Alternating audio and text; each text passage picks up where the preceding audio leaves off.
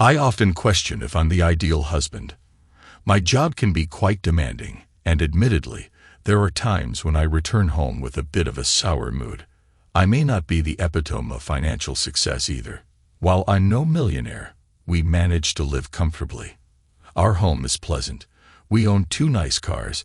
My wife enjoys a wardrobe full of lovely clothes, and our 8-year-old daughter, Vanessa, is surrounded by plenty of pricey toys.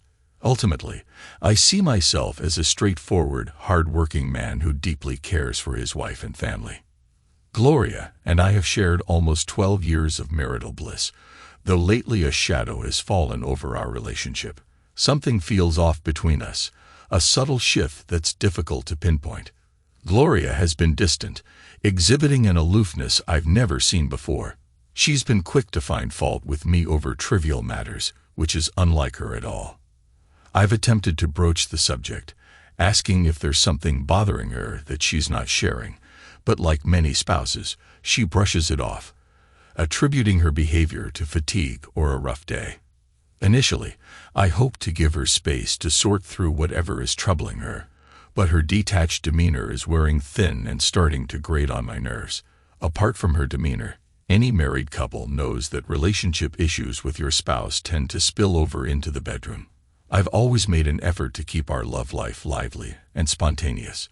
Being a romantic at heart, I often surprised Gloria with gestures, like bringing home a dozen roses after work to kickstart foreplay.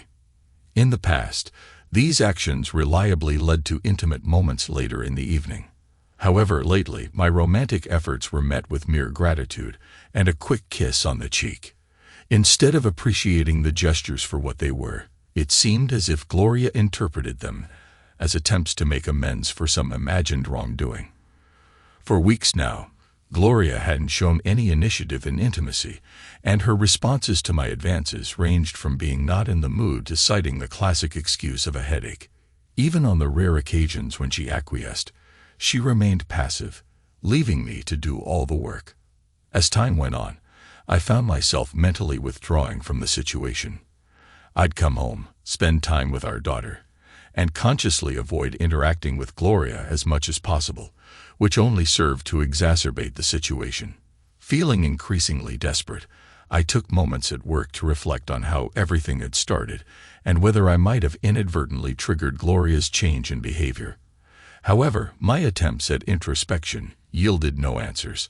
I replayed countless scenarios in my mind, attempting to dissect the possible causes behind Gloria's behavior. The more I pondered, the more an unthinkable possibility kept resurfacing. Could my wife be having an affair? I vehemently denied such a notion, reassuring myself that she would never betray our marriage. Yet every time I tried to piece together the puzzle, it seemed like there was a third element, me, Gloria, and a potential lover. Despite my attempts to dismiss the idea, curiosity got the better of me. I delved into articles about signs of infidelity, looking for changes in behavior, attire, and routines. Admittedly, I hadn't noticed any significant shifts in Gloria's appearance or habits, but my interactions with her were primarily limited to evenings after work.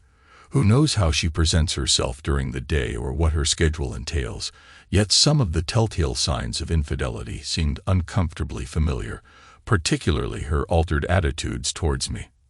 The thought of hiring a private investigator crossed my mind, but without concrete evidence, it seemed premature and unjustifiable. All I had were suspicions, nothing substantial enough to justify the expense of hiring a PI, so I began conducting my own investigations, resorting to small measures like calling home during the day to see if Gloria was there, albeit yielding inconsistent results. I decided to take matters into my own hands and acquired an old surveillance camera to discreetly install under the eaves of our garage. Connecting it to a hidden tape unit tucked away behind some paint cans, I aimed to monitor any unfamiliar vehicles approaching our home. However, after 2 weeks of surveillance, there were no signs of any suspicious cars. There were occasions when I observed Gloria leaving the house, only for her to later claim she had been home all day. However, her absences were brief, seemingly too short for anything significant to occur. unless her potential paramour was remarkably swift. It's possible these outings were merely mundane errands she deemed unworthy of mention, hardly proof of an extramarital affair. As time passed, my suspicions persisted despite the absence of concrete evidence. Gloria's mood deteriorated, and our intimate moments became increasingly rare, leaving me frustrated and resentful. With our 12th anniversary approaching, I saw an opportunity to inject some excitement back into our marriage. I suggested we celebrate with a night out, something we hadn't done in ages. Perhaps a dinner and dancing would reignite the spark between us. Eager for a chance to reconnect, we arranged for Vanessa to stay the night at my parents' house, allowing us the freedom to enjoy ourselves without any time constraints. I reserved a table at Plato's Place, a restaurant Gloria adored. As the Major D led us to our table, I hoped to recapture some of the enchantment of our earlier years. However, Gloria appeared somewhat tense for reasons I couldn't quite discern. Ordering a bottle of wine seemed to ease her, gradually restoring her usual demeanor. Our conversation flowed effortlessly, regaining its playful tone.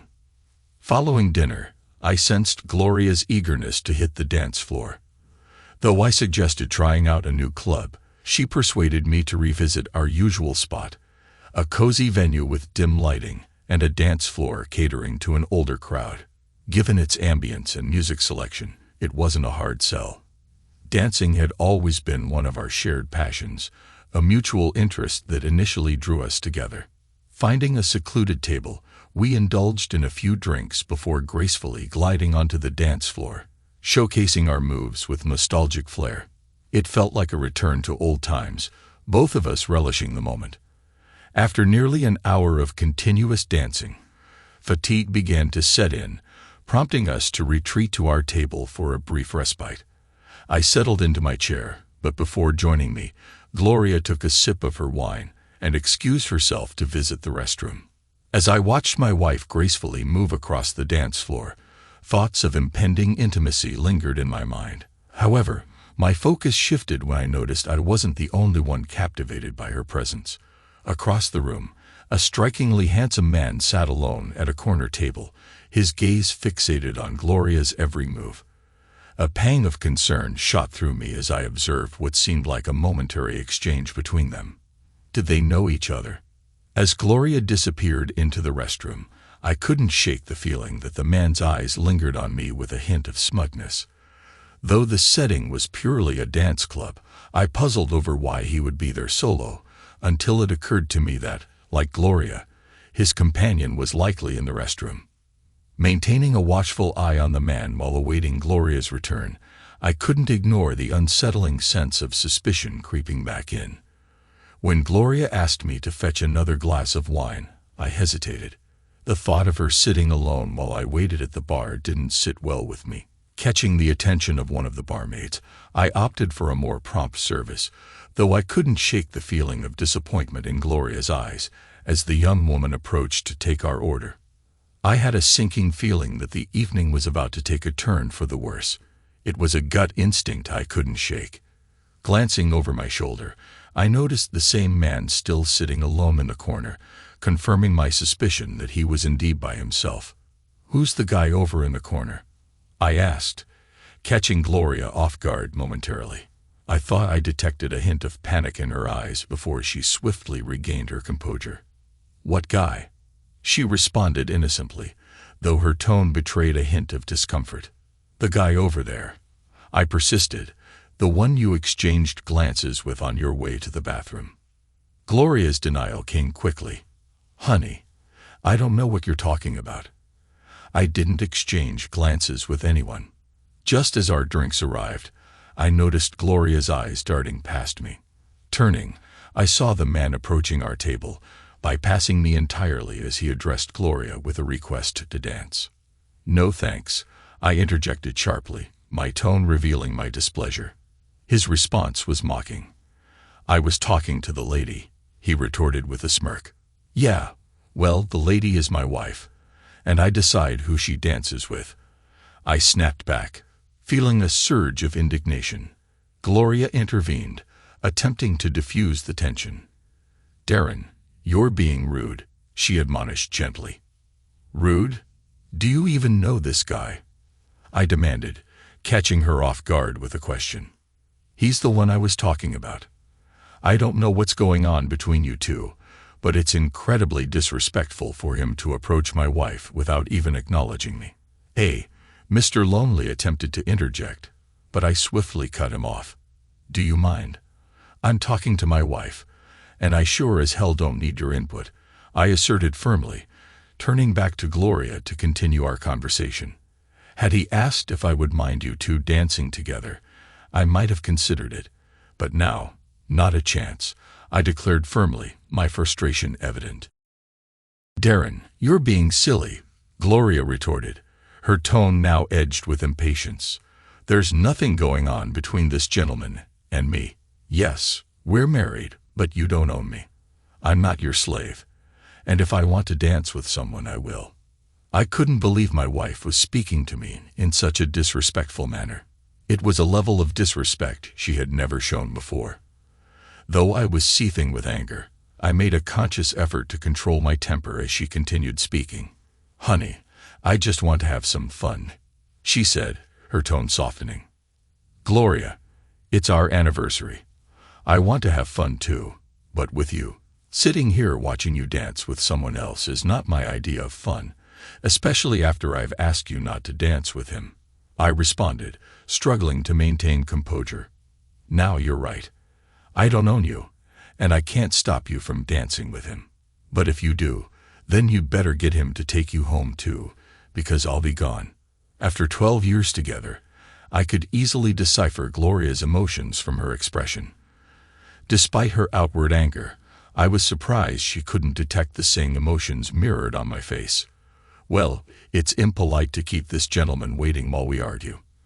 I'm going to dance with him, and we'll discuss this later," she snapped, her words cutting through the tension.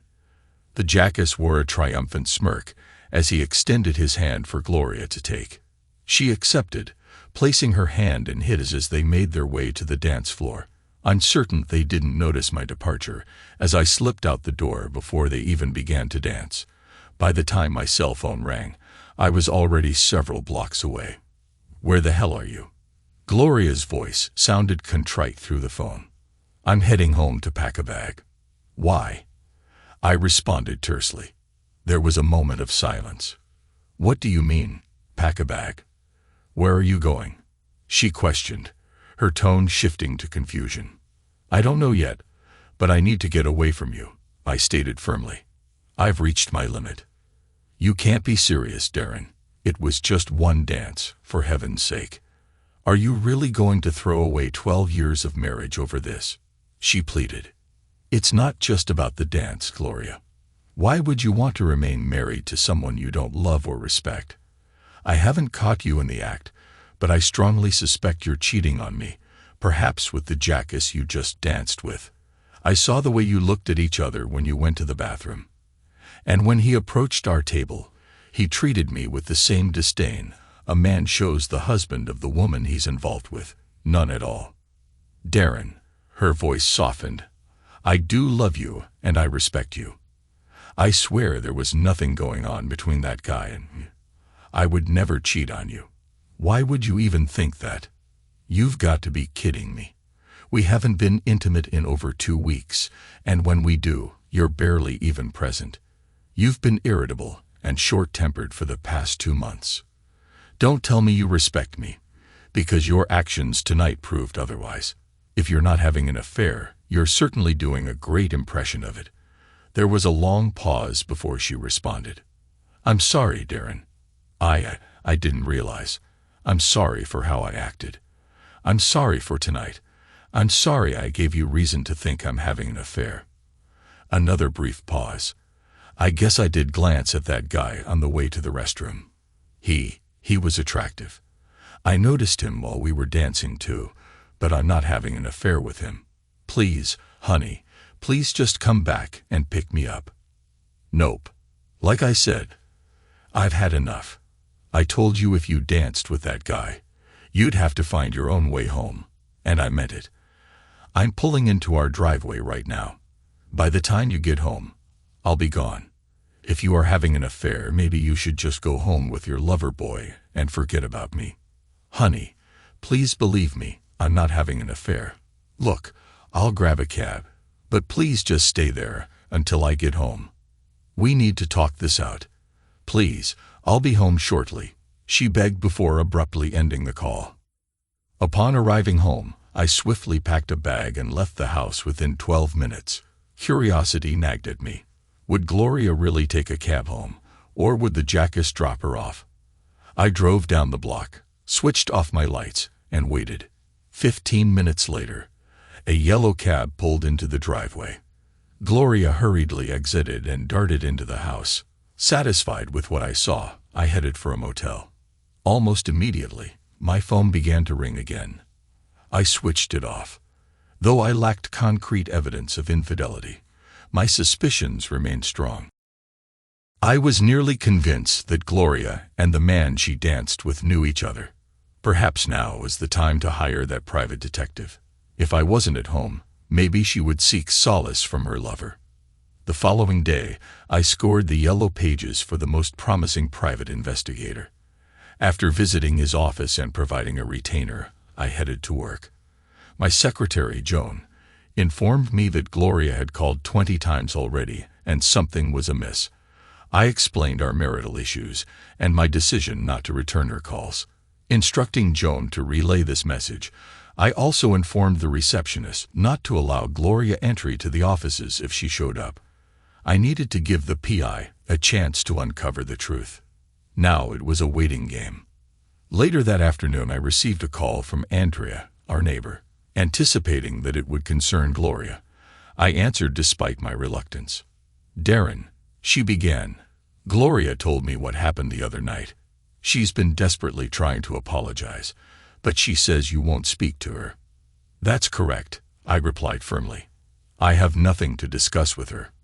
I detected a sigh on the other end of the line. She also mentioned that you suspect her of cheating on you. You don't actually believe that, do you? I'm afraid I do, I admitted. Her behavior has been peculiar for over 2 months now. The incident the other night only validated my suspicions. Validated? She said, no, that's not entirely accurate. I witnessed them exchanging looks before he approached our table. He was exceedingly disrespectful towards me, and Gloria chose to support him, following his lead. Despite my warning her about the consequences, she disregarded my feelings. I'm almost certain those two are involved romantically. Darren, come on. I really think you're jumping to conclusions here. I've been your neighbor for years, and if Gloria was cheating on you, I'm pretty sure I would have noticed something. I've never seen any unfamiliar cars parked outside your house, nor have I seen any strange men coming and going. Please, she knows that dancing with that guy was a mistake. She got upset because you told her not to, but she's realized you were right. Trust me, Darren, I know Gloria, and she wouldn't cheat on you. I'm not so convinced anymore, Andrea. Her actions the other night didn't exactly scream love. Please, Darren, just talk to her. You're never going to resolve anything if you refuse to communicate with her. I knew Andrea was making sense, but I needed time for the private investigator to do his job. Andrea, do me a favor. Let her know I'll call her in a couple of weeks. I still need some time to think things over. Okay, Darren, she acquiesced. I'll pass on the message. But please, promise me you'll call her then, all right? I promise, I assured her. After exchanging goodbyes, I found myself contemplating once more. Andrea and her husband, Jack, were close friends, and I couldn't imagine Andrea lying to me. If Gloria was indeed being unfaithful, she was certainly keeping it well hidden. For the following 2 weeks, I was consumed with anxiety. I reached out to the investigator a couple of times, but each time, he informed me that there was nothing substantial to report. Finally, he summoned me to his office, and as I sat down, my stomach churned with nerves. He slid a manila envelope across the desk toward me, and my hand trembled as I picked it up. You can skip through all the mundane details, he advised, motioning toward the pages. Just head to the bottom of page 5. With shaky fingers, I flipped through the report until I reached the designated page. Could this be the proof I desperately sought? After conducting a thorough investigation, this office has found no evidence to support the client's suspicions of infidelity on the part of his spouse. I felt like the ground had shifted beneath me. Unsure of how to react, I glanced back up at the investigator. "Are you certain?" I questioned, disbelief coloring my tone. "Mr. Barnes, my team has meticulously monitored your wife's every move over the past 2 weeks. We've observed the house, monitored her communications, and trailed her whenever she left. We've scrutinized her phone records and credit card statements. There's simply no indication of any affair," he affirmed. Relief washed over me in waves, threatening to overwhelm me. I struggled to contain my emotions, resisting the urge to break down into tears of relief right there in his office. "Go home, Mr. Barnes," the investigator advised gently. "Return to your wife and child." In my line of work, happy endings are a rare sight. I expressed my gratitude to the investigator before returning to my motel room. I knew I still needed some time to gather my thoughts. Over the weekend, I mulled over everything that had transpired. By Monday morning, I felt ready to make a crucial call. When Gloria answered, her voice trembled with emotion. "Hello, it's me," I replied. "Are you okay? You sound upset." There was a brief silence before she spoke again. "Darren, oh Darren, I'm so sorry. I just don't know what to do if you don't come back to us. I've tried to be strong for Vanessa, but I can't stop crying. I'm sorry. I realize now that I took you for granted. You were right. I should have made it clear to that guy that I was with my husband and not interested. I showed you no respect, and I don't know why, because I do respect and love you. I promise, Darren, if you give me another chance, I'll never make that mistake again." Her heartfelt plea caught me off guard. It was a stark contrast to her demeanor at the dance club. As I hesitated to respond, she jumped to a conclusion. "You're not coming back, are you?" she asked, her voice tinged with despair. "No, Gloria, I'm coming back," I reassured her, "but only on a trial basis. I want my wife back, the woman I fell in love with, the woman I married. She's here, Darren. Truly, she's here waiting for the man she loves," Andrea insisted, her sincerity evident in her voice. "We'll see. After everything I've been through, the attitude, the lack of intimacy, the disrespect, I'm still not entirely convinced. Gloria, not yet. I need to go to the motel after work and gather my things, but I'll be home tonight," I informed her.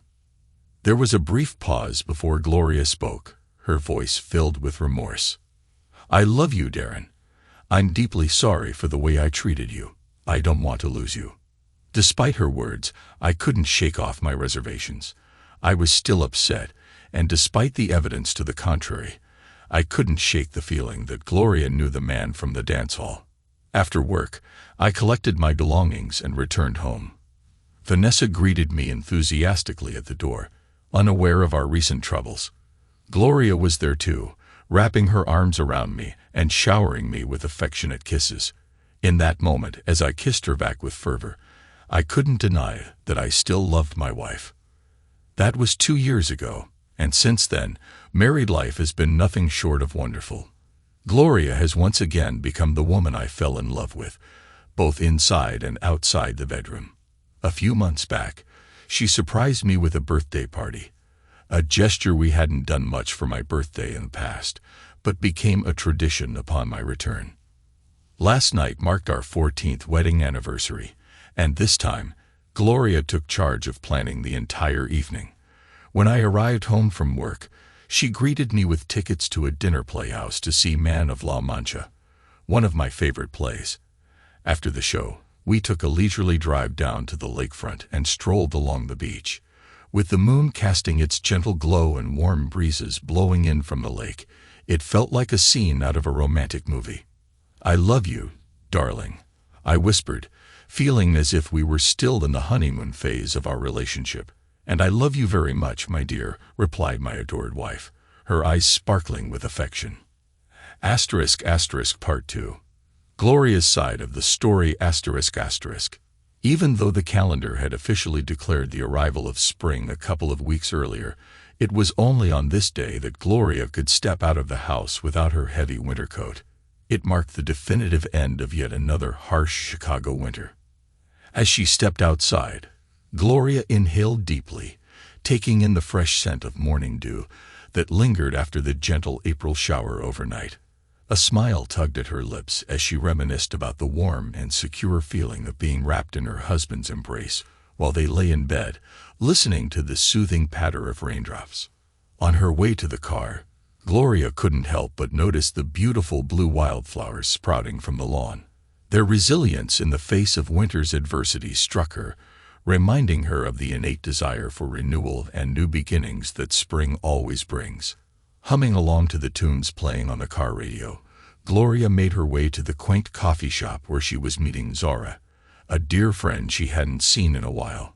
Zara had a son the same age as Vanessa, Gloria's daughter, and their friendship had blossomed years ago at a school function. Since then, they had remained close friends, sharing in each other's joys and challenges. Zara had arrived before Gloria, snagging a cozy table in the corner by the window. Their eyes met through the glass, exchanging waves and smiles as Gloria made her way inside. The aroma of freshly brewed coffee filled the bustling cafe as Gloria joined the line of customers eagerly awaiting their own cup of Colombian bliss. When Zara spotted Gloria approaching, she stood up with a grin. "Hi," they both exclaimed, sharing a warm hug before settling into their seats. "It's been too long," Gloria remarked. "How have you been?" Zara's eyes sparkled with enthusiasm as she shared updates with her friend. They reminisced about old times, laughing at memories from school functions they had attended together. They exchanged stories about their children, marveling at how quickly time flew by. As they delved deeper into conversation, Zara leaned in closer, lowering her voice. "Gloria," she whispered, "can you keep a secret?" "Of course," Gloria replied, minding the act of locking her lips and tossing away the key. "What's going on?"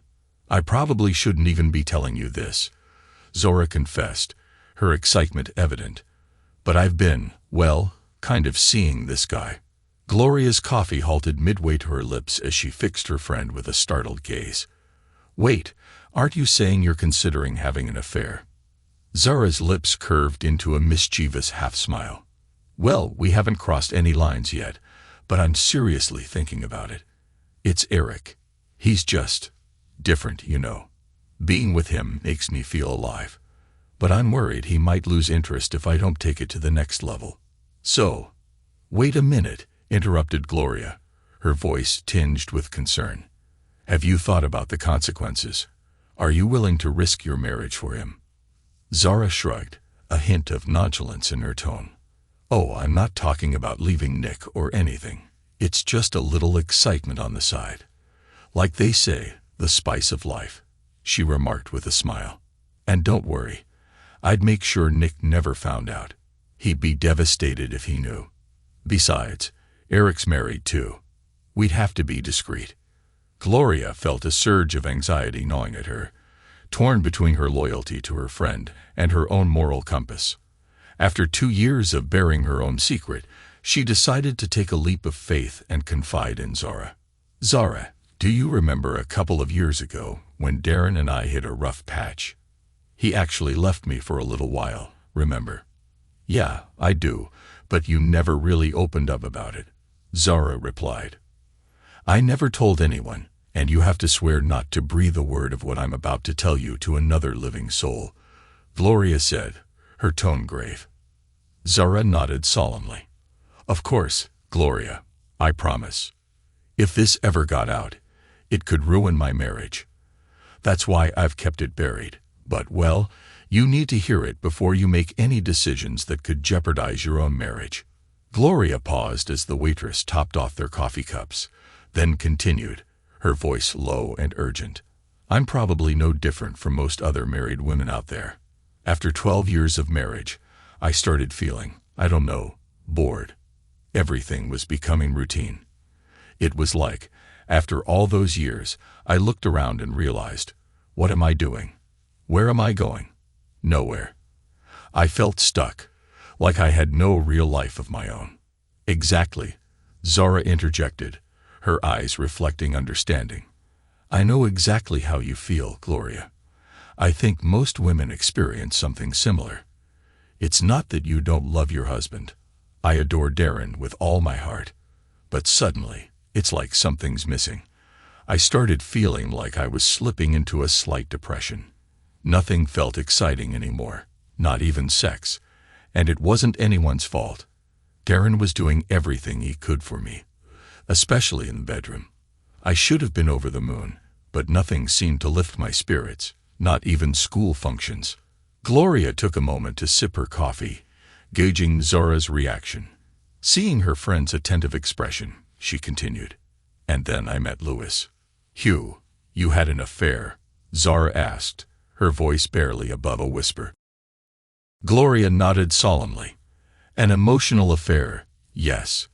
Thankfully, I came to my senses before it turned physical. Thank goodness," she added with a heavy sigh.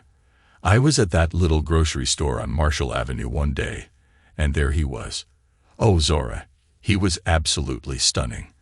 With his rugged good looks, sandy blonde hair, and those mesmerizing blue eyes that sparkled like Robert Redford's. And tall, too. I'm certain he was well over 6 feet. Even with his clothes on, I could tell he had a nice build. I couldn't tear my eyes away from him, until he caught me, of course. I felt myself blushing as he smiled back at me. We began flirting, and it was thrilling, almost forbidden. But eventually, I snapped out of it. I needed to focus on my shopping, so I made my way to the produce aisle. As I reached for some tomatoes, I accidentally bumped into him. He looked at me with those captivating blue eyes and that charming smile and greeted me. Zara. I hate to admit it, but I could feel myself getting aroused. It was so embarrassing. I prayed he couldn't sense the scent I was giving off. I must have been blushing profusely. He extended his hand to shake mine and introduced himself. Despite noticing my wedding rings, he didn't seem deterred from trying to pursue me. It was quite flattering to think that a man like him could be interested in me. We chatted and laughed as we navigated the aisles, picking up our groceries. And as we reached the checkout, he boldly gave me his number and suggested we meet for lunch the following week. Zara hung on every word of Gloria's story, finding it eerily familiar. I almost tossed his card away as I was leaving the store. I thought, yeah, right, I'm going to call you, and we're going to have this intensely hot romantic love affair. And then my husband will kill us both. I didn't though. Didn't what? Zara asked, her curiosity piqued. I didn't throw his card away. I stuck it in my purse. Shit, all the way home. All I could think about was Louis. Darren came home as I was putting the groceries away. I already felt so guilty I snapped at him when he tried to help. I think it was some kind of unconscious defense mechanism. Poor Darren just asked if there was something wrong. Oh my God, what do you say? I lied, of course. I told him I was just a little tired from shopping. Truth was, I was secretly walking on cloud 9. Anyway, Gloria continued, I knew I shouldn't call him. It was wrong. I also knew that because of the way I was feeling, I was very vulnerable. I kept telling myself, no, no, no, but I just couldn't help myself. I found one of the last payphones in the city and dialed the number on the card he gave me. We arranged to have lunch the following day. With bated breath, Zara waited for Gloria to take another sip of coffee before continuing. Zara, as we were heading to the restaurant, my emotions were in turmoil. I felt a mix of terror, excitement, and intense desire. At one point during our conversation, Louis reached across the table and clasped my hand. I was overwhelmed with the urge to be intimate with him, but a nagging sense of guilt or perhaps pure fear held me back. Regardless, I just couldn't bring myself to act on it. But Louis wasn't deterred. He had already begun his seductive tactics, subtly undermining Darren and painting him as unworthy of me. Foolishly, I fell for it. finding myself resenting my own husband before I knew it. Louis had skillfully manipulated me into believing Darren didn't appreciate me. "Gosh, Gloria, your situation sounds so much like mine," Zara remarked. "That's exactly why I'm sharing this with you, Zara. I want you to understand what you might be getting yourself into. Your guy, has he started mentioning Nick yet?" "No, not really," Zara replied, pausing to reconsider. "Well, I mean, he's asked a few questions, like does your husband realize how fortunate he is? Stuff like that." "I see," Gloria nodded knowingly. "And naturally, you're beginning to ponder that yourself, aren't you?" "Well, Zara, it's surprising how things can slip by unnoticed. When Darren left me, he mentioned that I'd been short with him for over 2 months. I hadn't even realized it. The same went for our intimacy. I couldn't muster up any passion with someone who I felt was taking me for granted." As Gloria recounted her experience, she could see realization dawning in Zora's eyes. "Consider it, Zora. What kind of man engages in an affair with a married woman? Can you picture Nick doing something like that?" "Nick? No, never. He wouldn't do that," Zara replied firmly. "Exactly. So why jeopardize her marriage for someone who would?" Gloria posed the question pointedly. While Zara contemplated Gloria's words, Gloria continued her narrative. "Anyway, we met for lunch again the following week, and with each meeting, it became increasingly difficult to remain faithful to Darren. By our third lunch, he almost persuaded me to accompany him back to his apartment. I could sense his frustration with my excuses, and I knew that if we met for lunch one more time, we'd end up in bed together. As we exited the restaurant following our third lunch date, I casually mentioned that I needed to shop for a new dress because Darren had planned a special outing for our anniversary. I mentioned that we might revisit a dance club we used to frequent, reminiscing about the fun times we had there. Louis saw an opening and immediately seized it. He declared his intention to join us at the club, insisting he'd dance with me. I warned him against it, reminding him it was our anniversary and dancing with someone else might upset my husband. But Louis, in his arrogance, brushed off my concerns, claiming it would teach Darren a lesson. He wanted to demonstrate to Darren that other men desired me, hoping it would make Darren appreciate me more. "Oh dear, Gloria, he didn't actually show up, did he?"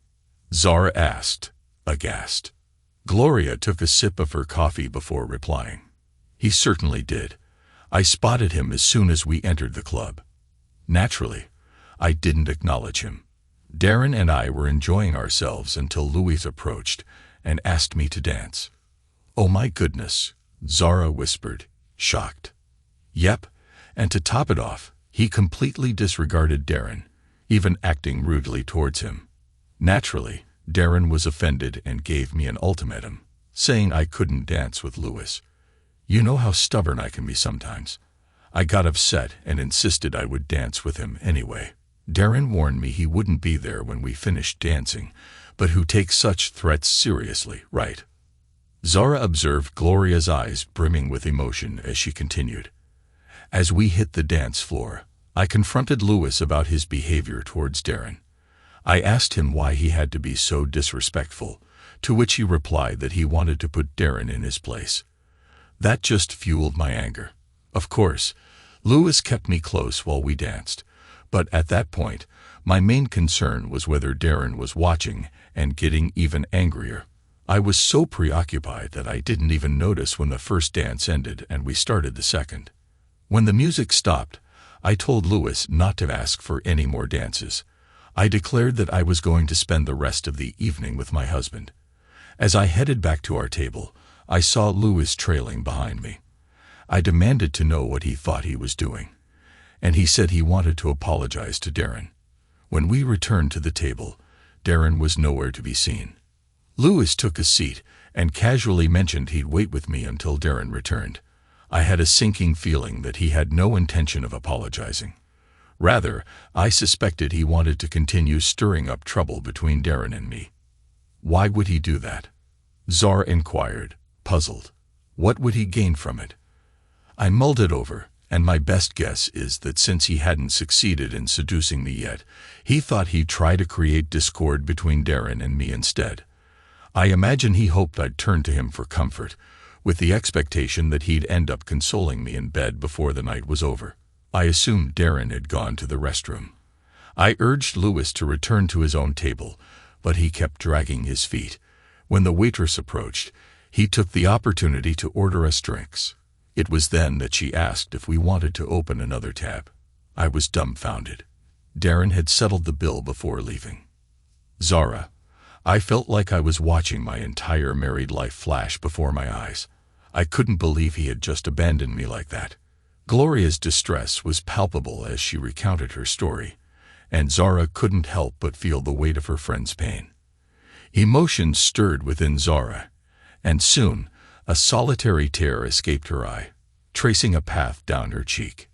"You shouldn't have to tell me all of this, Gloria," Zara said, her voice thick with empathy.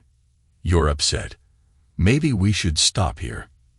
"No, I need to tell you everything, Zara," Gloria insisted, her determination evident. "You need to understand the whole picture. It's important." She paused, collecting herself.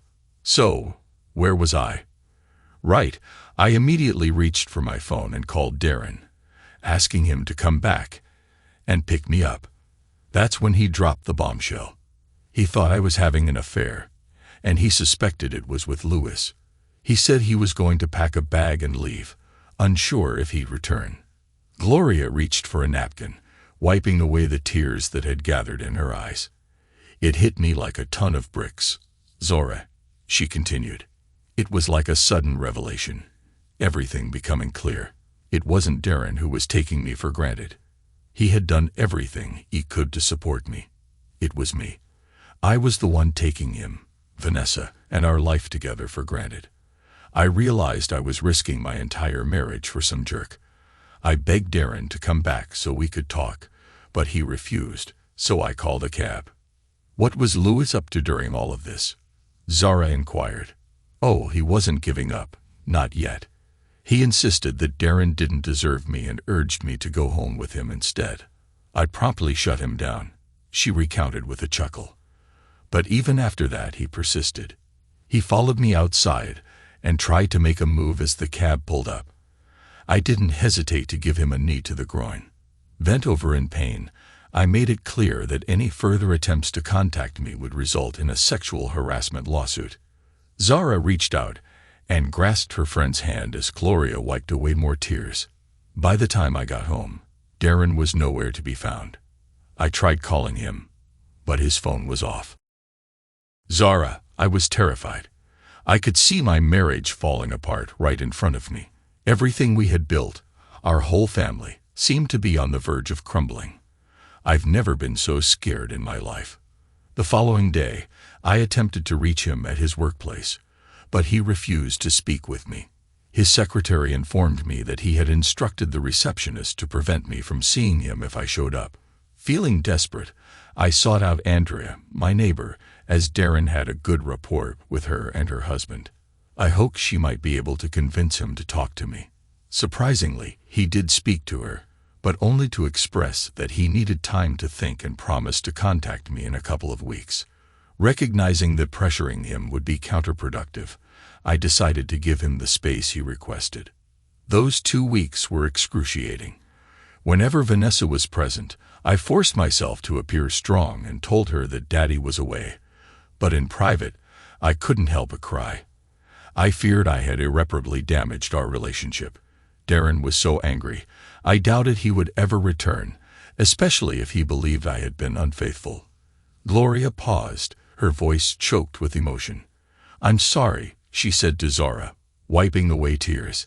"It's still difficult to talk about, even after all this time." Taking a deep breath, she continued her story. "As I was saying, Darren finally called and said he was coming home. Zara, I was on the brink of losing everything, and let me tell you, it made me realize the value of what I had and how incredibly fortunate I was. Ultimately, Zara, love must prevail over desire. I love Darren, and he loves me. In my eyes, there's no man in this world worth jeopardizing that for." Wow, Zara responded thoughtfully. You're absolutely right. I can't imagine what I would do if my husband left me. Did you ever confess the truth to Darren? Are you kidding? After coming so close to losing him, I couldn't risk it happening again. Zara, I live in constant fear that one day he'll uncover the truth, but since the day he returned home, I've strived to be the best wife I can be. I no longer take him or our marriage for granted. Every day, I thank my lucky stars for what I have, and I express my gratitude to Darren with all the passion in my heart. All I can hope for is that it's enough if he ever does discover the truth. Zara squeezed Gloria's hand reassuringly. I'm so grateful you shared your story with me, Gloria. You've prevented me from making the huge mistake. Thank you. The two girls conversed for a brief while longer, then tentatively arranged their next meeting before bidding each other goodbye. Gloria felt a sense of satisfaction, knowing she had just steered her friend away from a disastrous choice. She arrived home in time to greet her daughter with a kiss and a snack after school. Vanessa is growing up so quickly, she mused to herself. She'll be 10 soon. Where does the time fly? When Darren returned from work, Gloria welcomed her husband with warm embraces and kisses. She had never broached the subject of their challenging marital period until that day. Talking to Zara served as a poignant reminder of the wonderful life she and Darren had built together. Later that night, with Darren peacefully asleep beside her, Gloria shifted onto her side and propped herself up on her elbow. She studied the lines on his face, each a testament to the passage of time and the memories they held. With a delicate touch, she traced a few of the newer lines, her heart swelling with affection and admiration for the man lying beside her. Gently, Gloria pressed her lips against his, but as their kiss deepened, Darren's lips curved into a wide grin. He enveloped his beloved wife in a tight embrace, returning her affection with a fervent kiss. I thought you were asleep, Gloria whispered. Actually, I was lying here thinking about what to get Vanessa for her birthday, he replied. You know what she really needs. What? Gloria inquired. A baby brother or sister, Darren announced. Although not entirely unexpected, the suggestion of expanding their family brought a smile to Gloria's face. It seemed her husband had just settled the debate for them. Well, her birthday is only 2 months away. Honey, shouldn't we get started? Gloria teased. Darren's smile widened. You read my mind. 2 months later, Vanessa celebrated her 10th birthday with a grand party in the backyard. Mom and Dad invited all her friends, ensuring there was an abundance of ice cream and cake for everyone. After the festivities, Gloria and Darren surprised their daughter with yet another lavish gift, and the joyful news of a forthcoming baby brother. Thanks to everyone who took the time to listen to today's stories. If you enjoyed it, please consider liking and subscribing if you haven't already. Feel free to share your thoughts on the events in the comments below. Take care.